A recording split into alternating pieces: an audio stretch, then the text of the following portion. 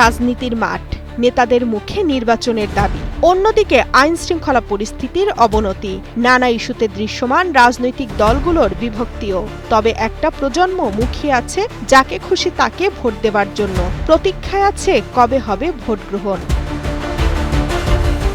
এমন প্রশ্নের সুনির্দিষ্ট উত্তর দিতে পারেননি খোদ প্রধান নির্বাচন কমিশনারও, যদিও সম্প্রতি বিবিসির সাথে সাক্ষাতে তিনি বলেন চলমান পরিস্থিতিতেও নির্বাচন আয়োজন সম্ভব।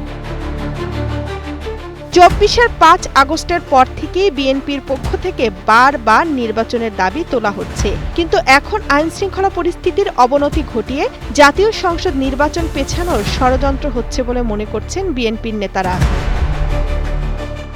মিটফোর্ডের ঘটনাকে কেন্দ্র করে শুরু হয় কাদা ছোড়াছুড়ি। ব্যবসায়ী সোহাগ হত্যাকাণ্ডের পেছনে নির্বাচন বিলম্বিত করার ষড়যন্ত্র থাকতে পারে বলেও সন্দেহ প্রকাশ করেন বিএনপি মহাসচিব মির্জা ফখরুল ইসলাম আলমগীর। নির্বাচন পেছানোর ষড়যন্ত্র দেশের মানুষ কখনো মেনে নেবে না বলে মন্তব্য করেন বিএনপির সিনিয়র যুগ্ম মহাসচিব রুহুল কবির রিজভী। যদি আইন শৃঙ্খলার অবনতি ঘটানো যায় তাহলে নিশ্চয়ই কোনো না কোনো কর্নারের লাভ হওয়ার সম্ভাবনা আছে, এমনটা বলেন বিএনপির স্থায়ী কমিটির সদস্য এজেড জাহিদ হোসেন।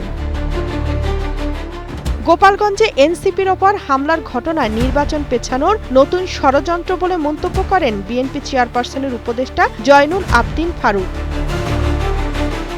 এদিকে জাতীয় নাগরিক পার্টির জ্যেষ্ঠ যুগ্ম মুখ্য সমন্বয়ক আব্দুল হান্নান মাসুদ ফেসবুক স্ট্যাটাসে লেখেন, একটা জেলায় জাতীয় নেতাদের নিরাপত্তা দিতে পারে না, তারা করবে নির্বাচন।